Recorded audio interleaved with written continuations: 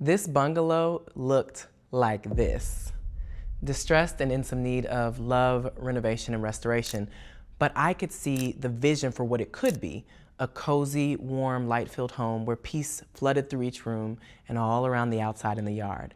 Watch what happens next.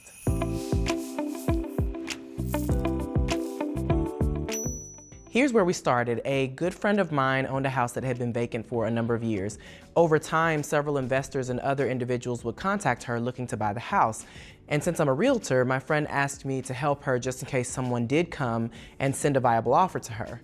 There was a lot of communication from different people, but no one submitted an offer that was prudent or good for the seller. I had been wanting to do a house flip for a long time, and up until the purchase of this house, all of my properties were buy and hold. I had done some small scale renovations on properties that I kept, but never a flip. I prayed about it and asked the Holy Spirit if I should offer to buy the house. I didn't sense a clear answer one way or the other, but I did not hear no. So I did what I always do when I face a situation like this. I tell God the desire of my heart, and I move forward with intention, giving him full access to course correct me if I'm going the wrong way or to close the door if it's the wrong one. But I also prepare very well so that if it is the right direction, if it is the right door, I've already made the space for the blessing of God. I talked with a lender who finances fix and flips, and he told me the process, and I did not have the capital to go that route. But I didn't get discouraged because I knew that if this was the will of God, if this was in the flow of God, then God already had a way prepared for me. So I scheduled to travel to go see the house and meet my contractor there.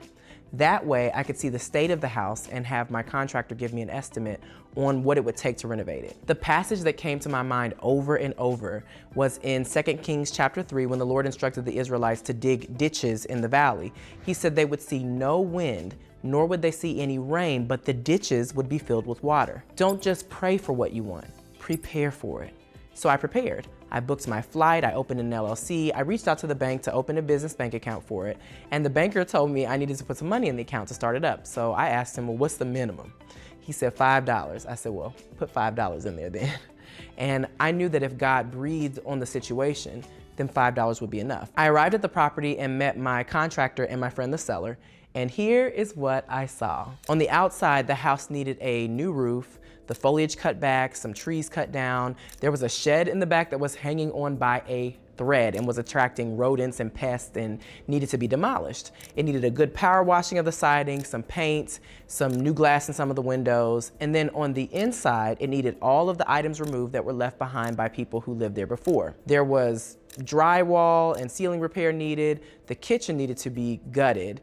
The HVAC system needed to be replaced. There was a furnace inside, but there was no exterior AC unit. And it was likely that the water heater would need to be replaced as well. There would also need to be some insulation added back in or replaced in some areas, and the bathroom needed to be gutted and redone. All of the flooring needed to be replaced, the walls painted, but I could see the vision. I knew the bungalow would be beautiful, and I knew that God had a plan that would benefit all parties involved with this house. My contractor gave me a rough renovation estimate, and I remembered the amount that my friend the seller said that she wanted to get for the purchase of the house, and I felt peace on that number.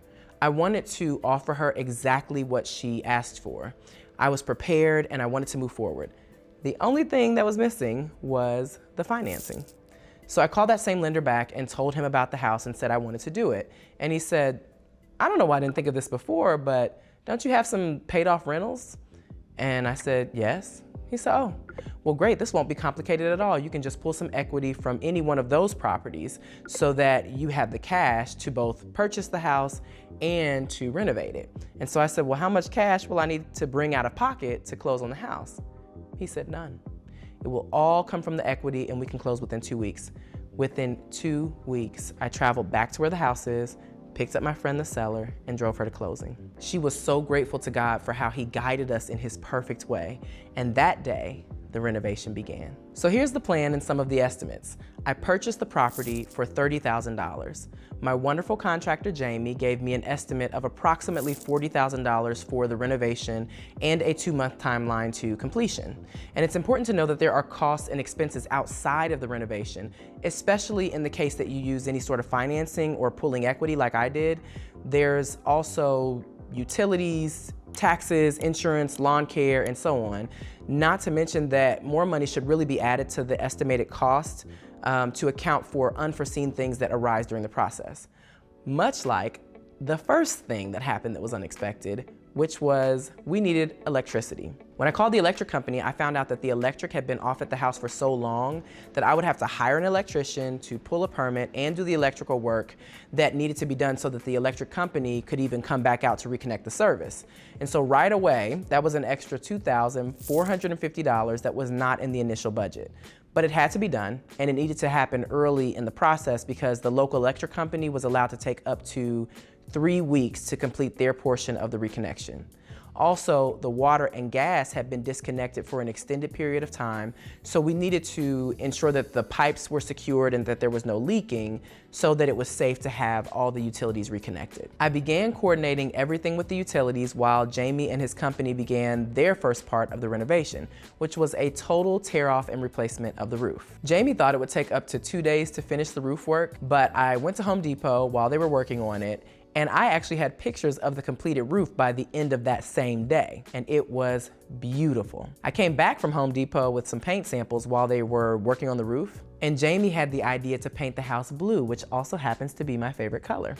We thought to do a yellow door, and so he painted some samples for me so that I could envision what the whole house would look like, and I chose this blue here on the bottom.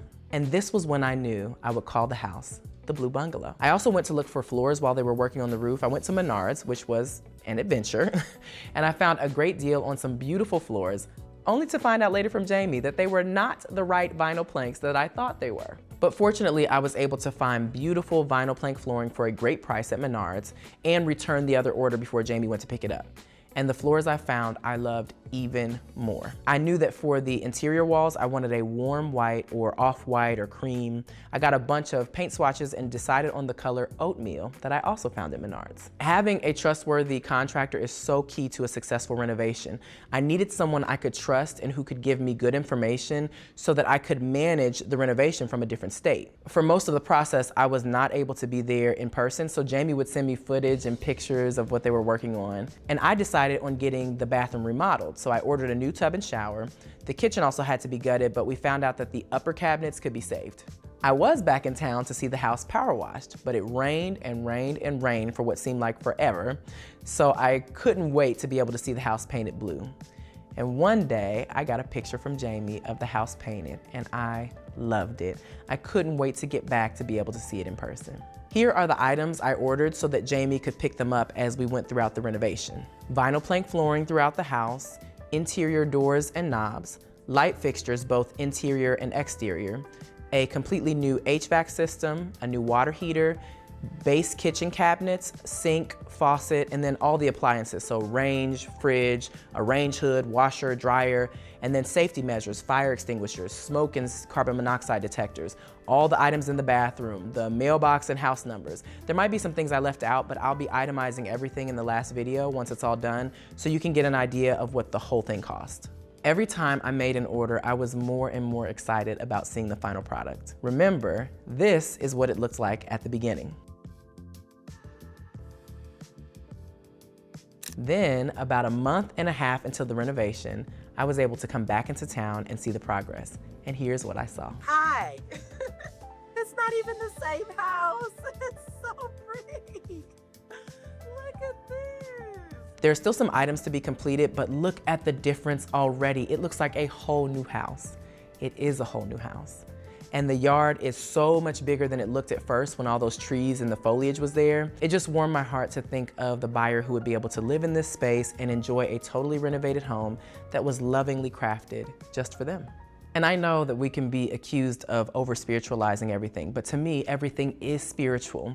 When I think about this house, I think about the widow woman. The oil poured for as many jars as she gathered. And I also think about that passage I mentioned earlier where the Israelite armies were told to dig ditches in a dry desert valley in faith that God would fill those ditches with water. And he did. I think of the passage that says, "The blessing of the Lord, it maketh rich and addeth no sorrow to it." I think of the verse that says, "Unless the Lord builds the house, they that labor, labor in vain." God's hand was throughout this whole process. One thing that my sister says a lot is that she sees God everywhere and in everything. And even in this endeavor of purchasing this house and renovating it, I can see the hand of God. At this point, we're so close to being done, but there's still so much to do, and there is a lot on the line. Will it sell quickly enough? Will I get the purchase price that I will list it for? Will I make good margins? Find out what happens next in the next episode at the Blue Bungalow. I'll see you later.